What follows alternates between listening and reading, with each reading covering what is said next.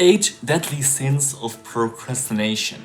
It's time to actually do stuff. Greetings, trailblazers and go-getters. I am Job Baltes, back again to stir the pot of potential that slimmers within each of us. Today's journey is about translating thoughts into tangible action. If you're ready to break the change of procrastination and stride boldly into a life of doing, then stick around, because this message is crafted for you. I am on a mission to help as many people as possible to express themselves.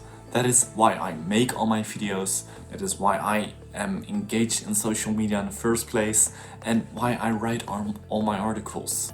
To share my journey and provide as much value as possible. Let's get started. Remember the gold rush? Let me tell you about John, a miner so close to wealth he could almost taste it. But when the gold almost dried up, he gave up mining and started selling his tools for scrap. The man who bought those tools from John struck gold just 3 feet away from where John stopped mining, only because he dared to dig a little bit deeper. It's a story of loss, sure, but it's more about the fine line between success and giving up. We'll dive into concepts versus reality and how it shapes the scaffold of today's team. I will also include a powerful story about a scroll, and I'm gonna talk about the inner demons of procrastination that haunt many of us. And of course, in the end, I will tell you how to overcome those demons as well. You see, there is a stark contrast between understanding a concept and living it. Concepts, like blueprints, are mere suggestions until they are built into existence. My own story, I used to hide behind the safety of learning, reading books, attending seminars, you name it. I was the idiot from our list of procrastination demons. Amassing knowledge without application. But knowledge needs to be applied to get results. The blueprint of the building is not the same as the building. When you put in the work, the blueprint can become the building, from a concept into reality. Now, let's talk about the squirrel, and especially the squirrel's mentality. It doesn't stop to ponder its ability.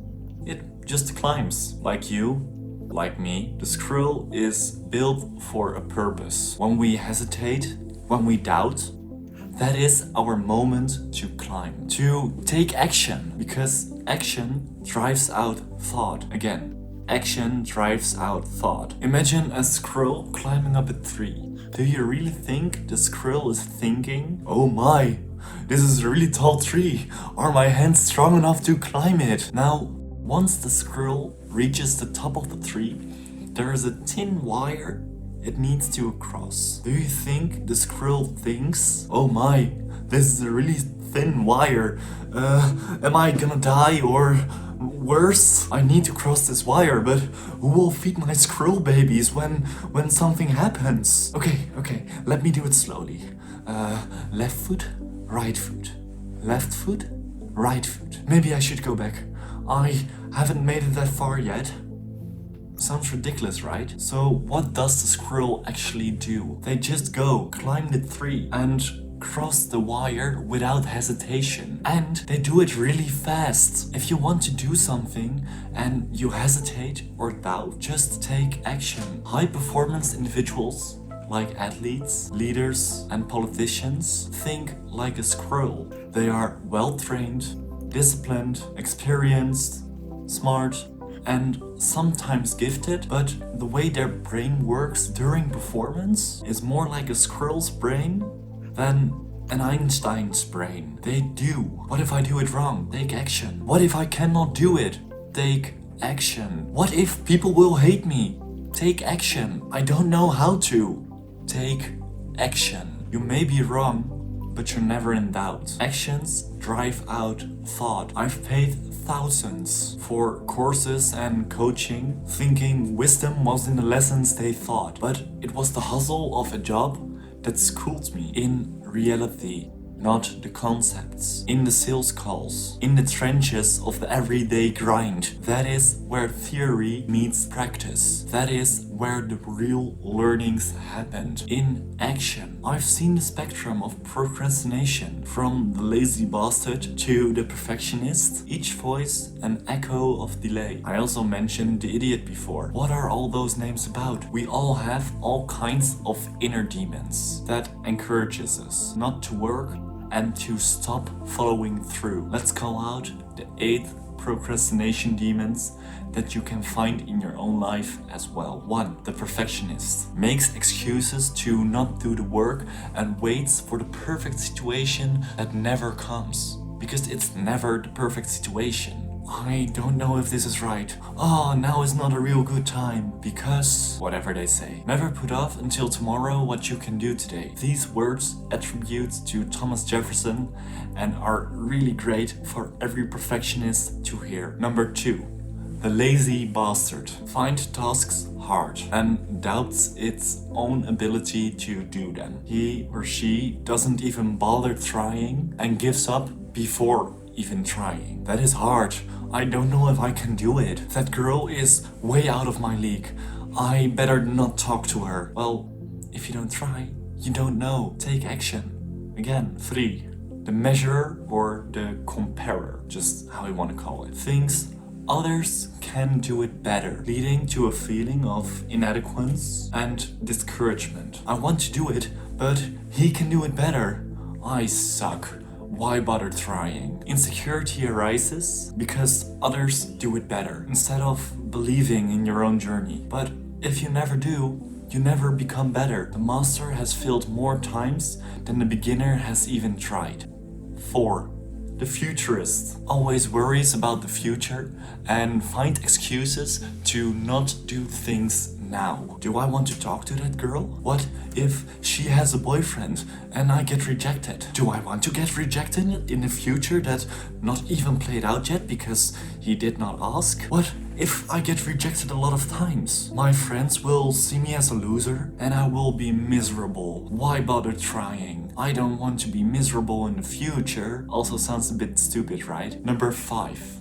The idiot feels like he or she has a lack of knowledge and cannot go into action until that gap of knowledge is filled up. The idiot believes that more learning is needed before you take action. I don't know how. I need to learn more. I need to read more. Now I don't know how to do a sales call, so I can't do it. That was me in the beginning of my sales career. Not bother trying to call people up because I did not know how to have a conversation in sales. Well, by doing it, you learn it. Number 6. The dumb listener. The dumb listener changes his plans based upon what others tell him or her, based on other people's opinions, often leading to bouncing around without accomplishing or finishing anything. You do the thing, you started, you took action, then someone comes up to you and said, you're not doing it good, you can do this, this and this,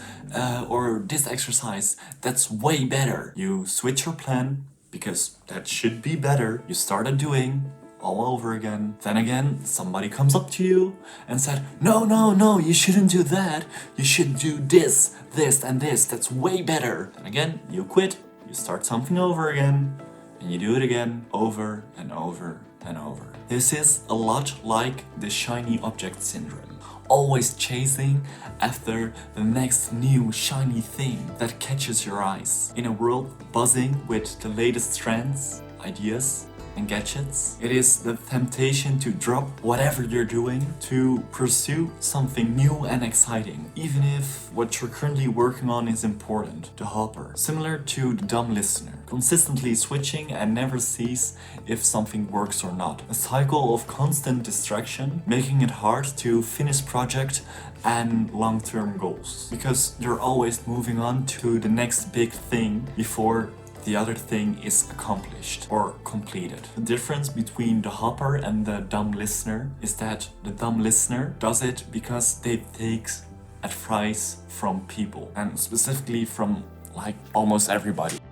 That's why it's called a dumb listener. Number 8. The excuse maker. The excuse maker creates excuses to avoid tasks. This is not beneficial. What if people constantly fabricate excuses to avoid things, but in the end, you never actually do things? Making a to-do list, making a list of tasks, is not the same thing as accomplishing those tasks. Buying clothing to do sports is not the same thing as doing sports. The excuse maker knows a lot of concepts, but never implements it. Do you recognize some of those pitfalls in your life?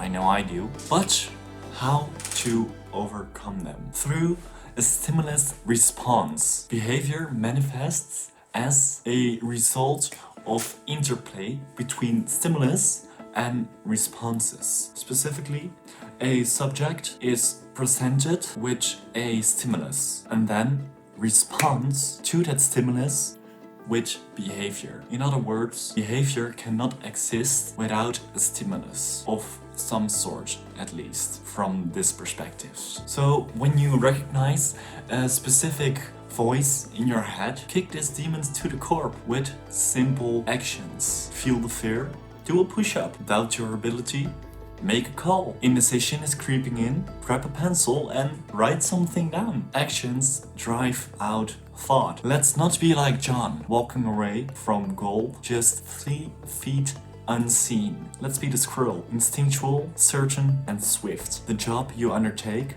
the challenges you face, that is your training ground. You may be wrong, but you never be in doubt. Create a stimulus for yourself to kick those devils out and be more like the squirrel. If you're feeling the fire to do more than just understand, then like this video. Share it with someone that's standing at the edge of their potential. And subscribe for more content that pushes us to act, to climb the tree, to cross the wire. Stay tuned, keep moving, and remember, the time worth having is the time spent doing, until our paths cross again in the pursuit of excellence. Keep chasing the horizon, and let's turn one day into day one. Farewell, visionaries, and keep dreaming with your eyes wide open. Ciao.